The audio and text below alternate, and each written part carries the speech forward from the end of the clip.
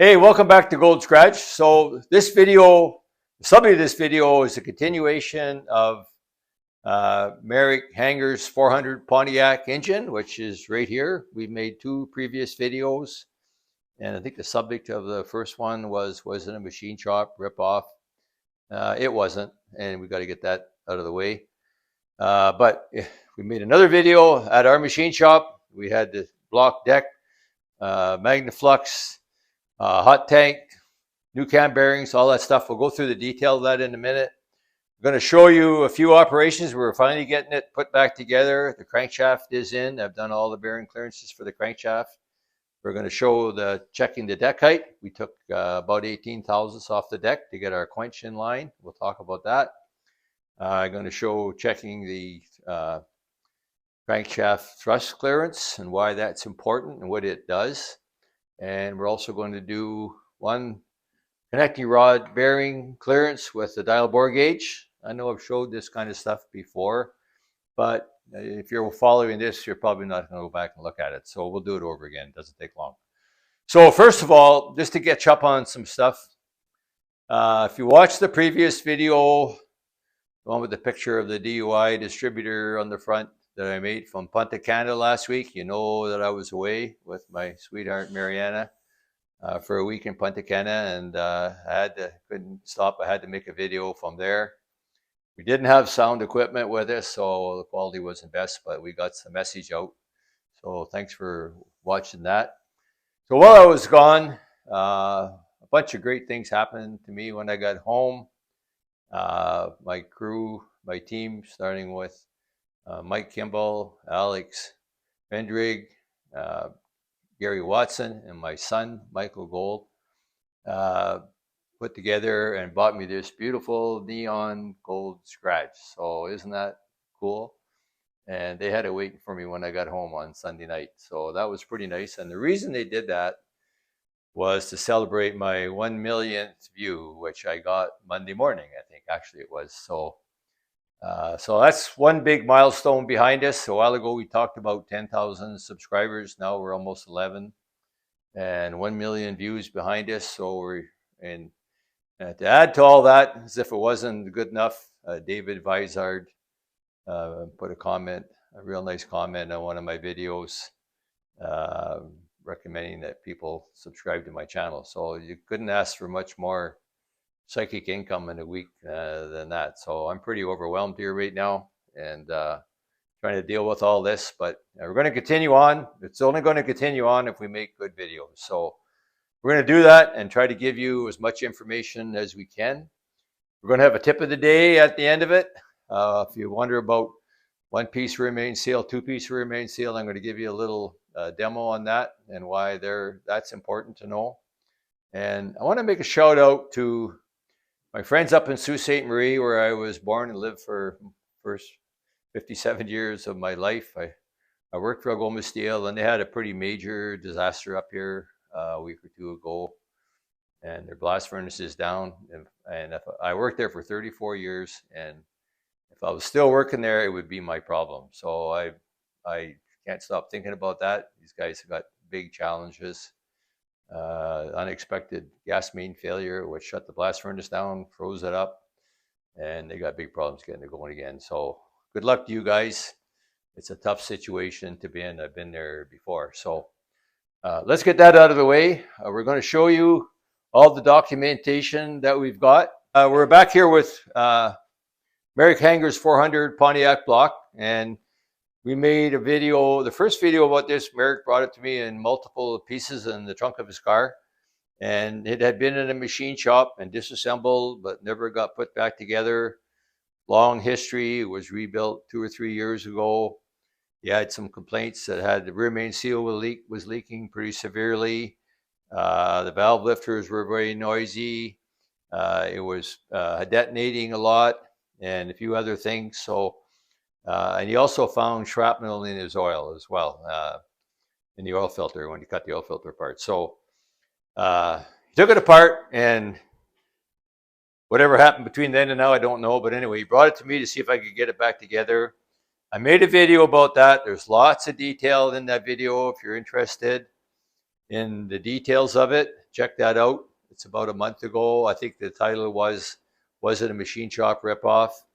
And by the way, it wasn't a machine shop ripoff. I'm not sure what all happened, but I don't think anybody was trying to rip anybody off. Anyways, we threw it out there to the viewers and subscribers.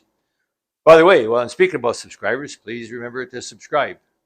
And likes are really, really important. If you give me a like, YouTube sends it to somebody else that might give me a like, and it goes on from there. So just mentioning, we're just passing almost 11,000 subscribers. So all that stuff that you can do for me helps. So back to the job. So I threw that out there, and pretty much the overwhelming response was, the choice was, I could have power washed it here. I have a good power washer. When I came to no cam bearings were in it, that was an interesting situation. That no cam bearings and no connecting rod bearings. What happened to them, I don't know. Still a mystery. But I could have power washed it, basically done it all here.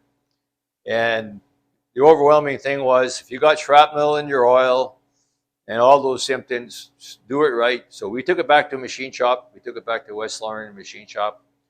And we made a video about that with the guys from West Lorne.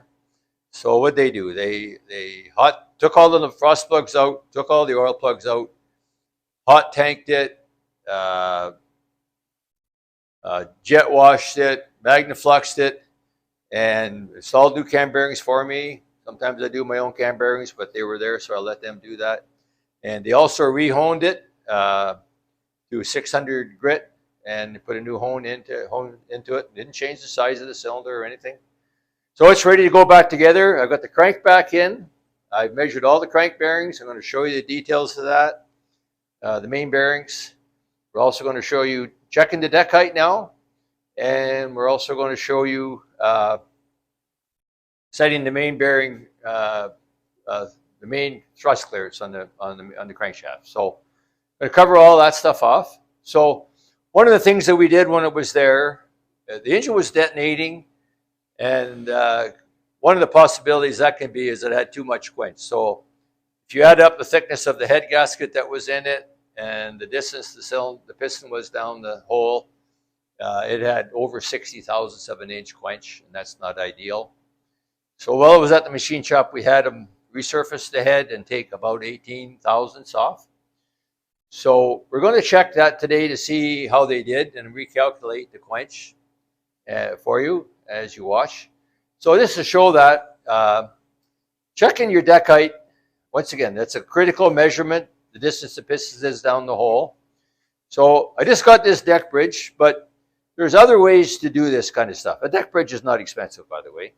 But one of the days I've done it in the past, this is a depth micrometer, and you just basically zero the depth micrometer on the block and then turn it down until it finds the top of the piston, and that's how much deck you got. If you don't have a depth micrometer, you can put a straight edge across the piston and use the lowly feeler gauges under there. Maybe not quite as fancy or quite as accurate, but you can get a pretty good number. And we're talking about deck height. When you're doing a crankshaft, 1/10 of a thou is a big deal. When you're doing the deck height, 2 or 3 thous is fine if you're in that range. It's not a bad. You don't have to be that accurate. So the first thing you need to do if you're doing deck height, you have to be sure the piston's at top dead center. So one of the ways of doing that, of course, the very most accurate way is with a degree wheel, and this is my 50-year-old degree wheel I bought. It's more than that, actually. I think I bought it in the 1968 or 69. I've degreed a lot of motors with it. And so you rotate the engine 2 ways on a positive stop. You divide it in 2, and that's top dead center. But this way, for all intents and purposes, is accurate enough, just using a dial indicator. So you can come in here and watch that with a dial indicator. So as the piston comes up, there's, as you can see where the 0 is there. If I go back to 0, that's pretty good. And that's within probably 1/1000th of an inch. So if I just move the deck height off the piston now, it's about 7/1000th of an inch. So we've got 7/1000th of an inch of deck height. So that's the number that we were after. So 7/1000th of an inch deck height. plus 39,000 7-inch thickness of the head gasket. 9 and 7 is 16, 46,000 7-inch. Here's our quench, and that's a good number for quench. 40 to 45,000, good safe number, and that should make a difference. Whether that was the only cause of detonation that Merrick was having, I don't know, but it's potentially one of the causes. Too much quench can be a cause of that. And so certainly we're going to fix that we've done that by decking it. So we're going to close this off, and then we're going to show you another operation next. What we're trying to do in this build, there was lots of interest on the teardown and at the machine shop, people sending me messages on comments. You know, they're anxious to see the rest of it. So we're going to show as much of it as we can. So the crankshaft is in. I've already set the main bearings with the dial bore gauge. We're going to actually demonstrate that on the next clip on a rod bearing. We've got all the documentation on an Excel spreadsheet. We're going to show you that. The calculation for compression. We're going to show you that stuff. Just one thing, we won't have time to, won't fit it in. So one of the issues that Merrick had was pretty excessive leaking of his rear main seal. And when I took it, I didn't take it apart. The crank was out, but the seal was still on the crank. And it was a rope seal. So that's the original OEM, was a rope seal. And they jammed it in there somehow. And you have to set it and a bunch of things to make it work. Anyway, this one leaked according to Merrick. And so this is the new BOP seal design. So I've already cut it. It goes on like a slinky, basically. It goes on the crankshaft like a slinky and goes in the same space that the rope seal goes in.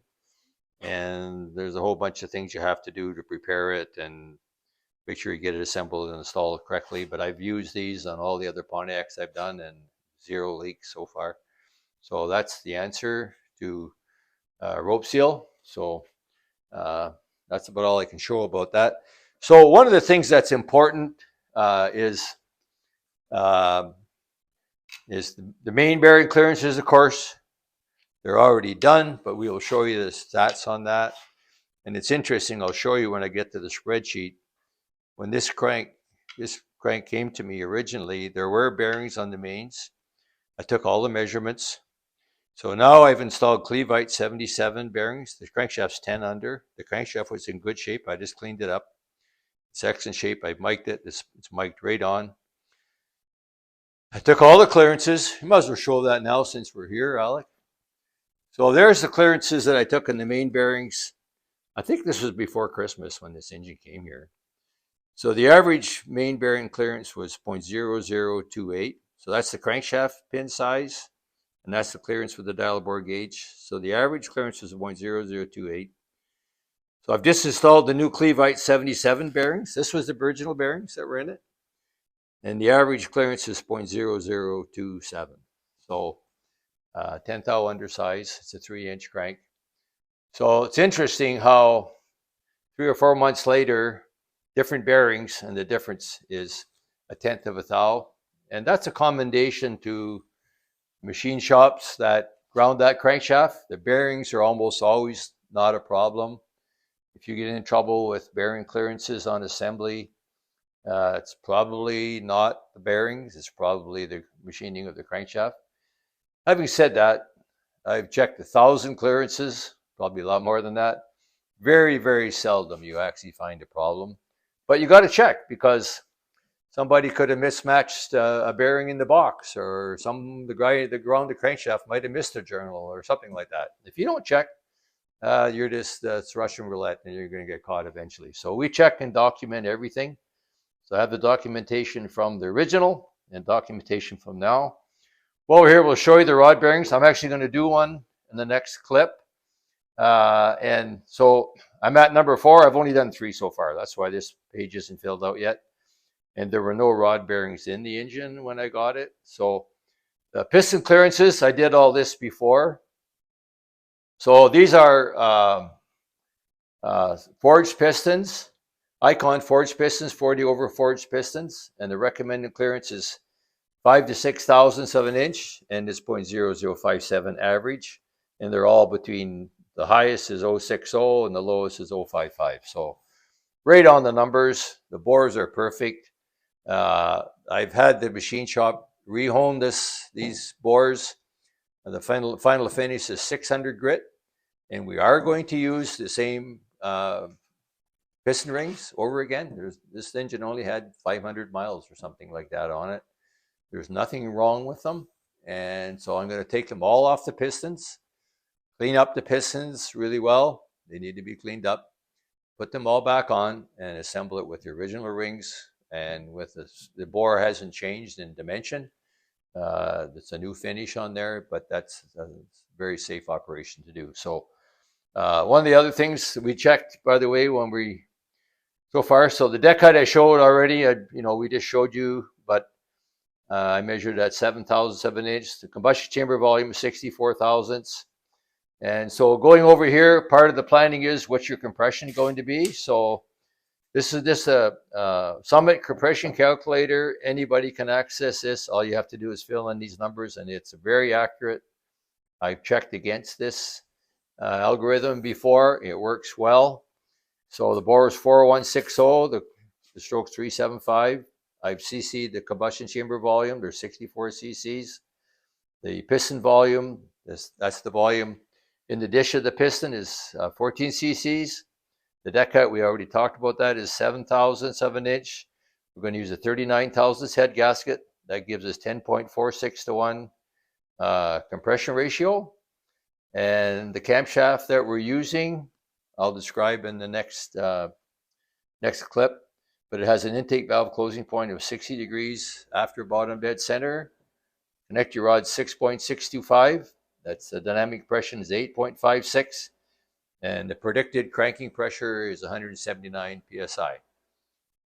The calculation assumes a perfectly sealed cylinder. So typically you might be a few psi less than that because no cylinder is perfectly sealed. So, and that's my target usually is around 180 psi for a street engine and on pump gas. And so that's right on the numbers. The only thing we've changed since Merrick brought it here was taking 18 thousandths off the deck. That's the only thing that's changed there. So that's our documentation. So we're going to show now the importance of, in a Pontiac, the main bearings we already talked about. The thrust bearing is under number 4, and I've only got two main bearings on it here right now. So the thrust clearance is the clearance between, there's a flange in there to provide thrust clearance. And that's very difficult to measure in there, and it's not very much. So why is it there? It's there to provide for, axial motion, pressure from the clutch on your engine even can put force or pressure on it. So why do you need clearance? You need a space for oil to travel in. There has to be room for oil in order to get lubrication. If there's no clearance, the oil can't get in there. The thrust will get hot, and when it gets hot, it'll expand, and when it expands, it could seize up on you. So you can have a thrust bearing fail. Almost always, we check this every time, but almost always it's okay. So we're going to check it to show you. So the best way to do that, we're set up here with a dial indicator again on the end of the crankshaft. And so I got it zeroed. And so when we just put a screwdriver in the space here and force it one way or the other, okay, that's, what do we got, 5/6 thousandths. And let's go back again. Well, 5 thousandths, I guess, eh? 5 thousandths right on is good. So the conventional thrust clearance typically is somewhere around 3 to 10 thousandths. As long as there's some room for some oil to get into that thrust bearing, you're good to go. But you need to know that. So that's why we check that. So the next thing we're going to do is show you how we check connecting rod clearance. So it just happens to be where I'm at when we started, or when I finished, when I was working on this last night. I got number 3 connecting rod done, and the spec sheets show that. I don't have a spec for number 4. So the process is going to be, obviously these pistons are used. They're in beautiful shape. They're Icon forged pistons. And the clearance, I don't know if I mentioned that when we looked at the specs. I think the average is 5.5 thou, and the Icon spec is 5 to 6 thou. So they're right on the money. I'm going to reuse the piston rings. So what I will do, once I get all the bearing clearances figured out, I'll take all the piston rings off, put them in the cylinders that they belong in, and when we put it back together, I take the ring out, put it on the piston. I know the ring's in the right place. It's on the right piston. It's going to go in the right hole, and there's no confusion there. So obviously I've got to clean the piston up, so the rings must come off for that. But Pontiacs are a little unique, so this to show a little close-up. There's a connecting rod of a Pontiac. If you're a Pontiac guy, you already know all this. By the way, it's got nice ARP rod bolts, and these are the nice fancy ones where if you have the equipment to do it, you can measure the rod stretch. Got the little dimple at each end for your rod gauge, for your stretch gauge. But they're cast iron connecting rods. They're special alloy of cast iron, of course, not just the regular alloy. And are they okay? Sure, they're okay. For a street engine that's 5,000 RPM or 5,500 RPM, it's making 400 horsepower, they're just fine. If you want to make 600 horsepower and shift it at 7,000 RPM, you better buy better rods because you'll be buying them eventually anyways. So that's what I have to show you about the rods. The other thing that's unique about Pontiacs, the little dimple that you see there is there on purpose. And there's a relief around the rod bolt. So what it does when the engine's running, it spills a little bit of oil out that little hole. So that when you install the rod, these rods are actually numbered number 4 on one side and number 3 on the other side, depending which bank they're on. As long as that dimple is facing the top of the engine, the idea of that is the oil sprays up on the camshaft and up onto the bottom of the pistons as well to cool the pistons and provide extra lubrication, etc. So that was a process that was used at that time, and there's other engines that have that as well. Chevrolet small blocks don't have that.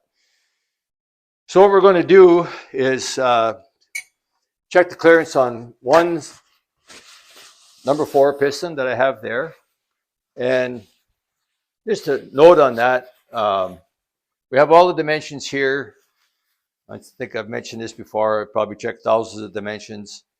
Almost all the time, they're pretty good. They're good. I mean, especially with the reground crankshaft. With the new crankshaft, it's actually more important to check some of the new aftermarket. I know Eagle crankshafts come a little bit big and typically have to use thou extra clearance bearings on them. This crankshaft's been ground out of machine shop. Very nice job. All the dimensions are right on the money in terms of the specs. It is 10 thou undersize, but we check every one anyway. And you got to know, because mistakes can be made, things can happen. And so what if they did with your engine and somebody put the wrong rod bearing in there or something, or the guy that was grinding the crank had to go for lunch and he didn't finish that journal? Who knows, right? Things can happen. So that's number 4 journal. So we take the beauty of using a dial bore gauge is accuracy. In the old conventional way, before we used dial bore gauges, you would measure the ID of the bearing, the OD of the crank, subtract one from the other. You're subtracting something with 4 decimal places. Easy to make mistakes. In the case of a dial bore gauge, the only thing you need to know what the clearance is. I will measure the rod journal with a micrometer. I will record it, but I don't have to. It doesn't really matter what it is. All I need to do is use that as a standard when I use my dial bore gauge. So I've already set this up there. It's a pretty good feel. One of the things about measuring, if you haven't done that, is repeatability. I mentioned before when we talked about this, I checked all the main bearings 3 or 4 months ago. I checked them again yesterday. With different bearings, and the difference in clearance is 1/10,000th of an inch. That's how accurate these things are ground.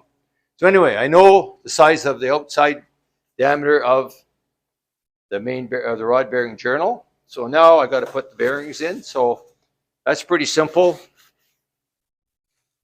The best thing you can do with bearings before you put them in is pretty much nothing. Just clean them and put them in. Make sure they're clean. There's no dirt. So that's something that pretty much most guys know this stuff, but anyway, You line up that little tang there. And so some people think that tang keeps the rod bearing from turning. It doesn't. It just locates it side to side. So we have to put the bearing on the other side. Make sure it's nice and clean. Same thing.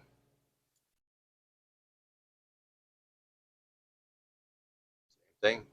And when you're assembling together, it's always tang to tang. So if you have the tang on this side, they always go together. Now, in this case, the numbers line up as well. Numbers 3, number 4. But if you didn't have that there, as long as your tang is lined up with your tang, you got it on. You got it right. So we're going to do this. Put this in the vise. The rod vise.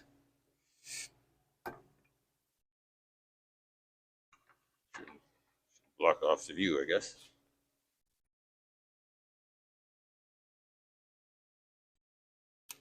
Plug it up.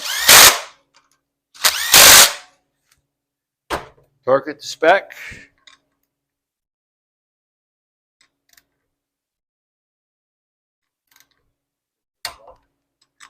I'm going to about 45 foot-pounds. I haven't looked up for the ARP bolts yet, but it's somewhere around that for these bolts. So I'm at 45 foot-pounds. And that'll give it the dimension it's going to be at. So we take it out of there. I should have 2 vices. It would be faster because I got to keep taking it out of the vise. But zero the dial bore gauge first of all.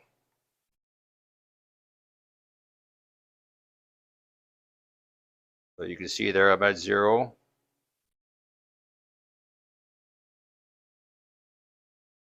Okay, dial bore gauge is 0'd.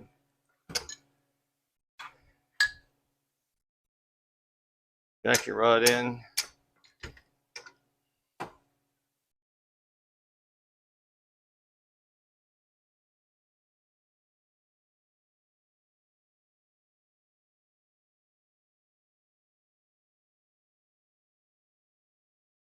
So we have 1, 2.5 thou there. Oh, no, a little bit less, but 2.4 thou.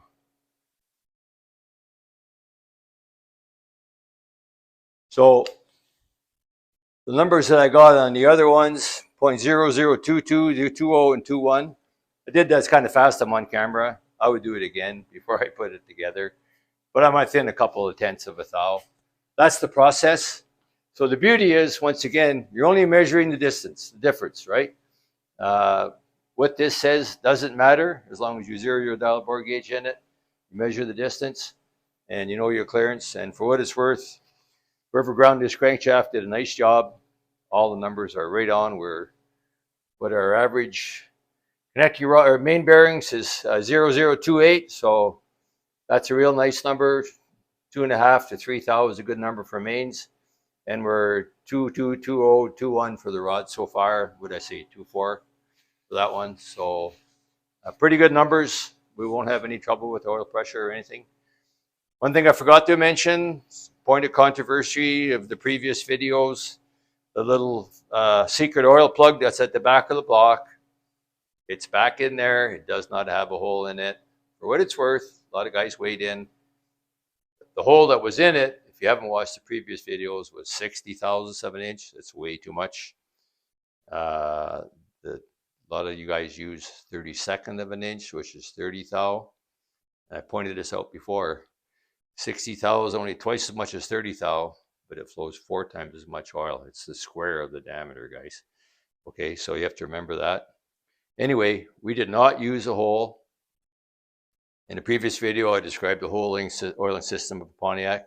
Having said that, if you did and it was a small hole, 30 thousandths, it probably wouldn't hurt anything. One of Merrick's complaints was the valve lifters are noisy, and I don't want to do anything to bleed off any oil from the valve lifters. And Pontiac didn't have a hole. I'm not putting a hole in it, and we're good to go. Thanks for watching. We'll make more videos about Merrick's 400 Pontiac as we make progress putting it together. I didn't talk too much about the camshaft. We will do that on the next video. We had 3 or 4 clips today. We set the thrust clearance on the crankshaft. We checked one rod bearing clearance. We checked the deck height. So hopefully you found that helpful and interesting. And please let me know in the comments if you have any questions. Thank you for watching. Don't forget to like and subscribe. We forgot the tip of the day, and I promised it. Promise made is a debt unpaid, right? So let me fix that right now. So question for you. Which seal do you think would work best? This seal like this, or this seal like this? So you've heard a talk about, and many people watching this know all this already, but some people may not. So this is a 2-piece rear main seal out of a small block Chev. That's the way they were until about 1986, 87 or so. And after 1987, they went to the 1-piece rear main seal. And that change was made about the same time that GM, Chevrolet, pretty much all the manufacturers, it's a monkey see, monkey do business. They all went to roller cams at the same time. But that's the 1-piece rear main seal. So there's more to it than that. And I'm going to get into a more detailed video. This is called the harmonic balancer, but it doesn't balance anything. And the reason I'm showing it on a previous video when we dynoed the first 400, somebody commented it looks like the balancer is wobbling. It's exactly the same balancer. And so actually this is for an external balance engine, and this relief cut out of it is to create the necessary imbalance that counteracts the imbalance inside the engine and makes it a neutral balance. So hope that makes sense. So I'm going to make another video of the whole issue of external balance, internal balance. Unless you have an external balanced engine, it's not a balancer. It's basically a torsional shock absorber is what it is. I'll describe how that works. We'll get into the whole logic of why some engines are externally balanced, some are internally balanced. But pretty obvious that change that was made by GM and probably many others about the same time to the 1-piece rear main seal. So all the ZZ engines, all the circle track engines, CT400s, all those engines from then on had a 1-piece rear main seal, and it was kind of a transition engine from 87, and the next transition, 99 or so, was the LS engines, and a lot of features that were put into the engines in 86, 87, into that generation, were also used in the LS engines as well. So hope you found that interesting, and in a future video, I'm going to take a deeper dive into all this stuff, and so everybody has a nice deep understanding. Thank you very much for watching the third video on Merrick's Pontiac 400, and we will make as many videos as we can as we get this engine assembled on the test stand and running and ready for Merrick to pick up. Thank you for watching Gold Scratch.